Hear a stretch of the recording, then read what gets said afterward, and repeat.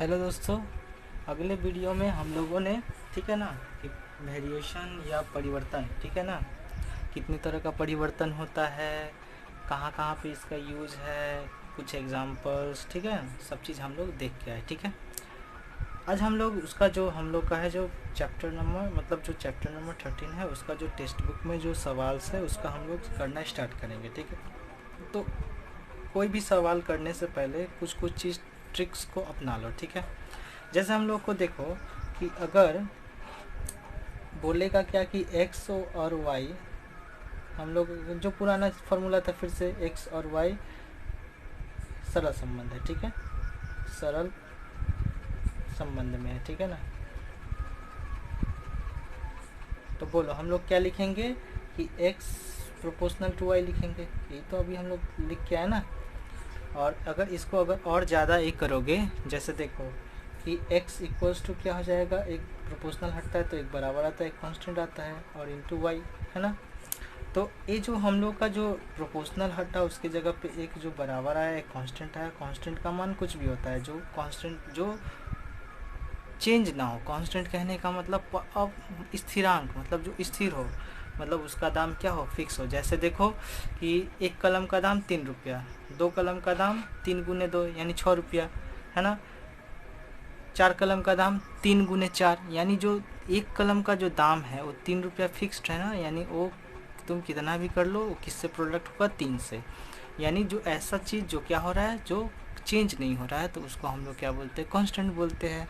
या कोई भी न्यूमेरिकल वैल्यू मतलब कोई भी संख्या, जैसे 1 2 3 4 ABCD कुछ भी चीज़ है, एक तरह का जो संख्या है न्यूमेरिकल्स वैल्यू है, उसको हम लोग क्या बोलेंगे, कांस्टेंट बोलेंगे। ठीक है, तो देखो तो हम लोग क्या लिख सकते हैं, x बराबर x इक्वल्स टू के इंटू वाई।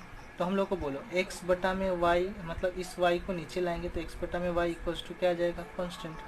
तो देखो हम लोग को एक और क्या पता चला कि अगर सरल संबंध में है तो x बटा में y हमेशा किसके बराबर होगा, कांस्टेंट होगा।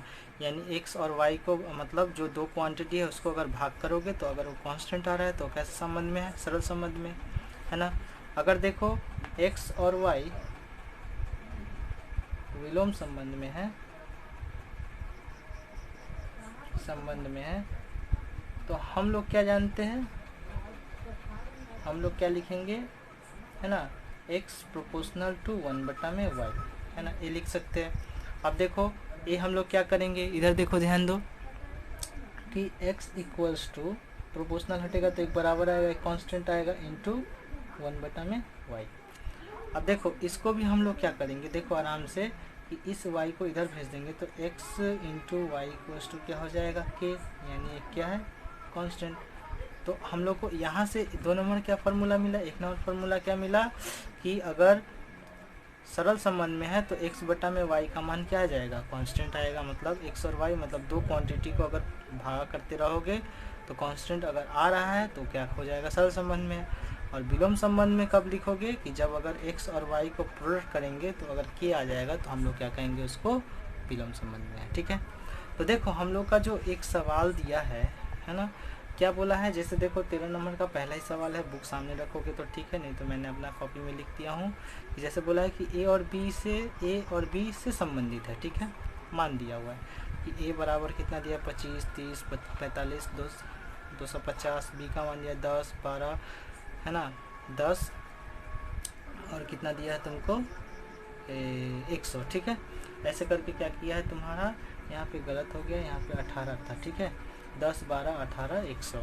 तो ऐसे करके तुम बुक में देख लो, ये सवाल दिया। ठीक है, बोला ए और बोला है क्या लास्ट में, क्या सवाल में क्या बोला है कि ए और बी के बीच में कोई परिवर्तन हो तो बताइए, और परिवर्तन स्थिरांक जो मतलब जो कांस्टेंट आ रहा है, जो के का मान जो आ रहा है वो कितना होगा वो बताना है। तो देखो इसको हम लोग कैसे सॉल्व करेंगे। ठीक है, जैसे देखो हम लोग क्या फार्मूला आया, दो फार्मूला क्या आया कि अगर x बटा में y यानी पहला और दूसरा को अगर भागा करेंगे कांस्टेंट आएगा तो सरल संबंध, और पहला मतलब दोनों चीज़ को अगर गुना करेंगे अगर कांस्टेंट आएगा तो कौन सा संबंध हो जाएगा, विलोम संबंध। तो देखो हम लोग को जो चीज़ दिया है वो डाटा को लिखते हैं। जैसे जो डाटा कितना दिया था तुमको, है ना, लिखो क्या है डाटा। ब्रैकेट के अंदर 2 डाटा है, ए बी, 1 2 3 4। पहला में है तुम्हारा 25, ए का मान है 25, 30, 45, 250, और इसका मान है 10, 12, 18, 100, है ना। तो हम लोग क्या बोलेंगे, ये देखो पहला क्वांटिटी है ए और दूसरा क्वांटिटी, तो हम लोग अगर ए बटा में बी निकालेंगे तो क्या होगा बोलो, 25 बटा में 10 यानी काटेंगे तो 5 बटा में 2 यानी 5/2, है ना। अगर इसके लिए निकालेंगे, दूसरा पॉइंट के लिए, इसके लिए, इस घर के लिए, इस पॉइंट के लिए अगर निकालेंगे तो क्या हो जाएगा कि 30 बटा में 12, है ना। इसको अगर हम लोग काटेंगे तो 6 से कटेगा 2 बार में, और ये 6 से कटेगा 5 बार में, यानी इसका मान भी कितना आएगा, 5/2। तीसरा अगर क्वांटिटी के लिए करेंगे तो क्या आएगा, ए बाई बी इक्वल्स टू 45 बटा में 18, ये 9 से कटेगा 2 बार में, ये 9 से कटेगा 5 बार में, यानी 5/2 ही आएगा, है ना। तो देखो, और तीसरा नंबर क्या है, ए बटा में बी अगर थर्ड क्वांटिटी लास्ट वाला क्वांटिटी निकालेंगे, यानी 250 बटा में 100, तो देखो इसका भी क्या आएगा, 5/2 ही आएगा, क्योंकि तो 1 0 से 1 0, 2 से, और ये 5 बार में। तो देखो हम लोग को क्या मिला, ए बटा में बी इक्वल्स टू एक कांस्टेंट वैल्यू मिला 5/2, है ना। यानी ए बटा में बी इक्वल्स टू क्या लिख सकते हैं हम लोग, कांस्टेंट लिख सकते हैं ना। देखो सबका मान, है ना, पूरा पॉइंट के लिए हम लोग का मान कितना है, 5/2, 5/2, 5/2, 5/2। तो कांस्टेंट किसे कहेंगे, जो हम कभी चेंज नहीं होता उसको हम लोग कांस्टेंट कहते हैं। तो हम लोग क्या लिख सकते हैं, ए बटा में बी इक्वल्स टू कांस्टेंट, ठीक है। जहाँ पे कांस्टेंट इक्वल्स टू कितना आया तुम्हारा, कांस्टेंट इक्वल्स टू आया तुम्हारा 5/2, है ना। तो बोलो, तो इसको हम लोग क्या बोलेंगे कि हम जो बोले थे क्या, कि जब भी बटा में देखोगे कि ए बटा बी अगर कांस्टेंट आ रहा है तो ए बी से किसके संबंध में है, ए बी के साथ सरल संबंध में है,